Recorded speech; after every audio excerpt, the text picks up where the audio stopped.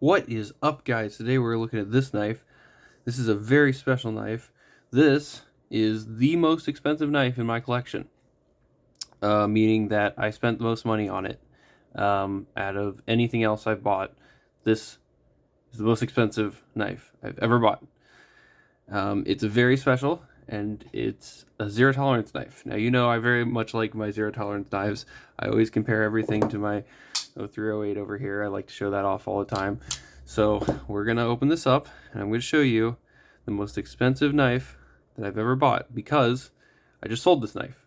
Now you're wondering, like, why am I showing this off right when I sold it? Well, that's kind of how I mostly do these things. I don't really talk about it very often, but I like to buy and sell a lot, and most of the time, whenever I make a video on something, it's when I'm selling it.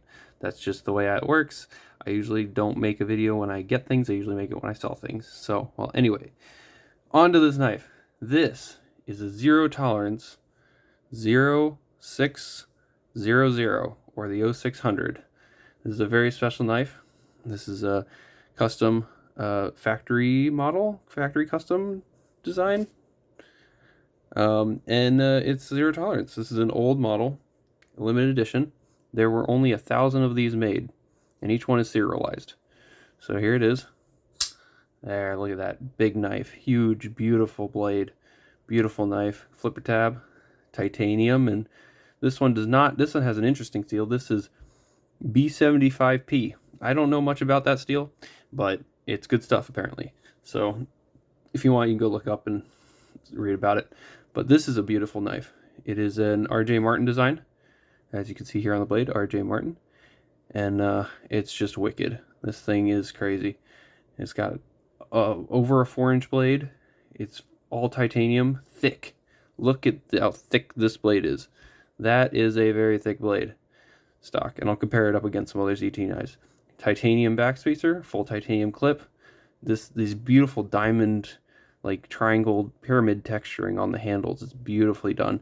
It feels so cool in your hand. It's got this carbon fiber inlay on the show side, which is done really well. I don't know if I can get some good light on there. Shimmers in the light. It's a little bit darker in here right now. Sorry about that, but it's just a beautiful blade. It's got the flipper tab here, and it's a frame lock. And this thing, it was a little bit rough out of the box, but it broke in, and now it's ridiculously smooth.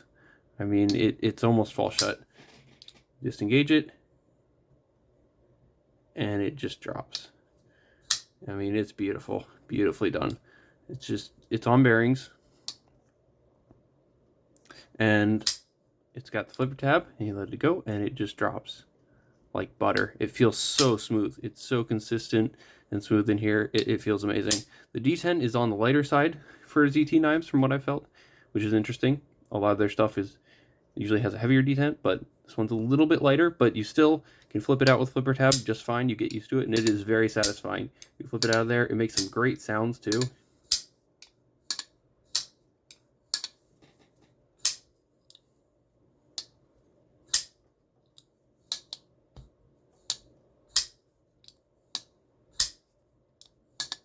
You can see there I just missed the flipper tab that one time. So you can fall off of it. There's no jimping on the flipper tab. I'm reviewing this as if, you could be able to get one, which, let's be honest, you probably won't. They're kind of hard to find. Maybe if you're lucky, you'll find someone selling it. I was able to find someone selling this on Facebook, and I snagged it for a good price. But you can see this, it's a beautiful, beautiful blade. These are long gone. They're completely discontinued, limited run. They also made a run in a black blade that was coated black, and it had the same handles and everything. It was just had a black blade. Those are a little bit harder to find, I think, but still both beautiful models. I like the look of both of them. They're really, really nice. It's got a flat grind, recurve. This recurve is crazy how it comes out and goes back up. This has never been sharpened. It's still factory edge, everything. And you can see here, 0600 USA. This is serial number 0404404. R.J. Martin design. And that's the steel marking, B75P. So, yep, it's got a captive pivot, which is amazing. It's got a lock bar insert or travel stop. There's the lockup. Some of these had lockup issues that I've heard. from the factory. Like they had lock stick and lock rock and stuff like that. I have never had a locking issue on this knife. It has been completely solid. Every time I've opened it, no blade play, up, down, left, right, nothing at all. I've never had to tighten it, loosen it, adjust it at all. It's been completely solid. And then you disengage it. It's been getting smoother and smoother, and it's perfectly centered. And it stayed that way the whole time.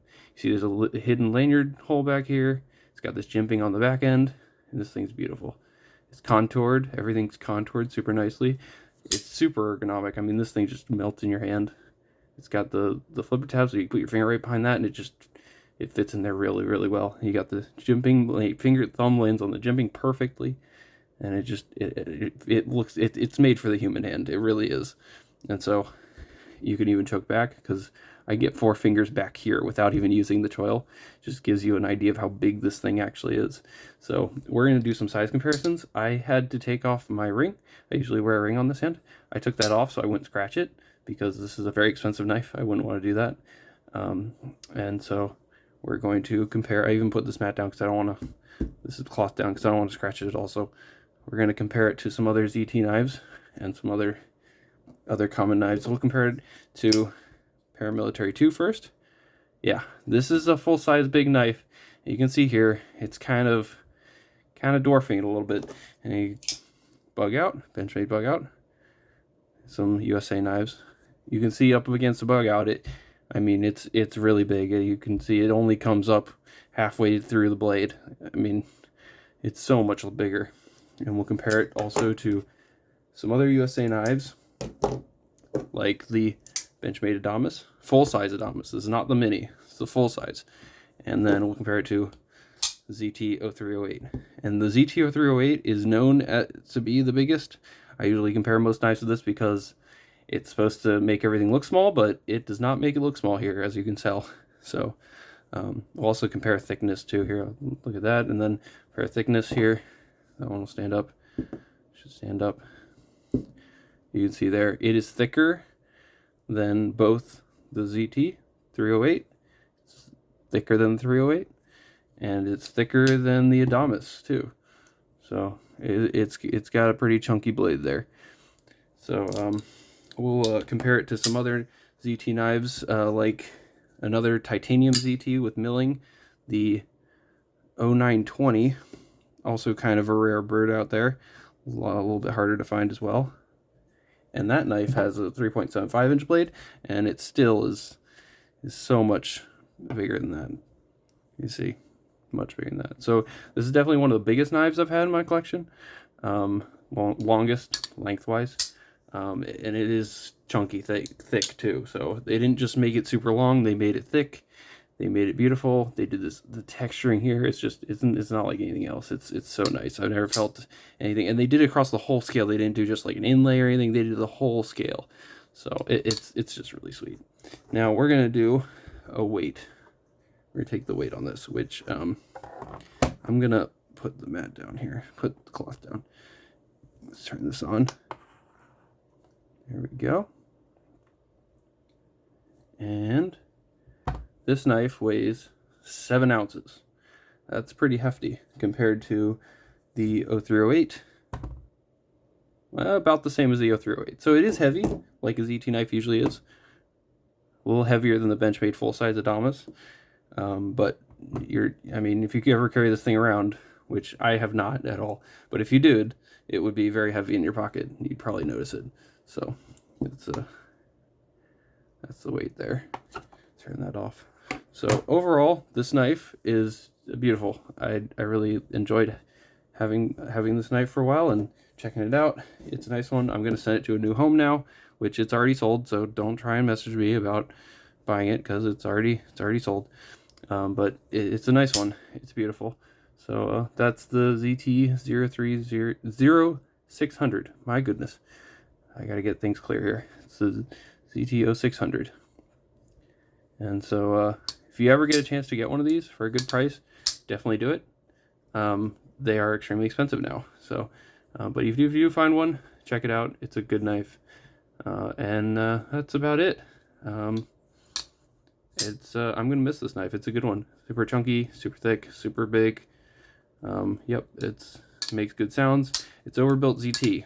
It's old style overbuilt ZT, and they don't really make them like this anymore. They did, and they stopped doing that. I mean, nowadays they have this knife, which came out, and it was kind of like an older style ZT, but nothing quite exactly like they used to do. You know, and I'll compare it to another knife that I had that is an older style ZT, is the 0302 0302 here. So that's also an older ZT that I own as well. But just these are just chunky, beefy knives. So this is just one of the prime examples of where ZT used to be. Their motto was built like a tank, and so all their knives were like this, a little bigger and chunky. So most of their stuff. But anyway, it's a good one, and I don't think they'll come out with anything just quite like this that they used to do. There's something really special about this knife. If they came out with this knife today, it'd probably be way more expensive. Maybe that's just my thinking, but I feel like it would be, especially with the designer collaboration and everything. But anyway, this is getting a really long video, but I really like this knife. Yeah, I've had a great time checking it out. I'm probably going to do a video on all my ZT knives before I let it go. So look out for that, and then I'll make a short about it as well. But let me know. Thanks for watching, guys. Let me know what ZT knives are your favorite. I'm a big ZT collector, so definitely let me know what your favorite ZT knife is, and thank y'all for watching. Bye.